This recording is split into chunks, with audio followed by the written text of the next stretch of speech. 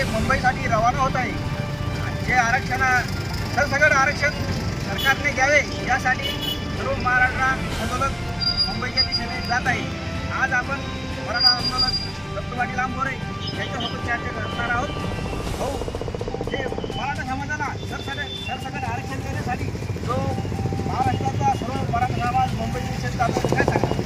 या ठिकाणी सकल मराठा समाजाच्या वतीनं चलो मुंबई अशा पद्धतीची घोषणा या ठिकाणी मनोज दादा यांच्या माध्यमातून या ठिकाणी समग्र महाराष्ट्राला आणि देशाला दिलेली आहे।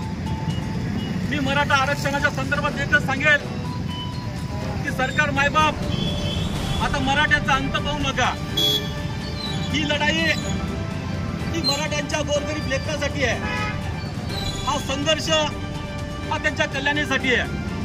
आम्हाला शिक्षणामध्ये आरक्षण पाहिजे, आम्हाला नोकरीमध्ये आरक्षण पाहिजे आणि त्यासाठी आपण आता कुठलीही वाट न बघता सरसकट या ठिकाणी मराठा समाजाला ओबीसी बघून या ठिकाणी आरक्षण द्यावे असं मी या ठिकाणी सरकार मायबाप यांना सांगतो। त्या ठिकाणी आतापर्यंत जे काही मेळावे झाले त्या मेळाव्यामध्ये ते मेळावे या ठिकाणी त्या सरकारने उधळून लावले, परंतु आता ही लढाई अंतिम टप्प्यावर आलेली आहे।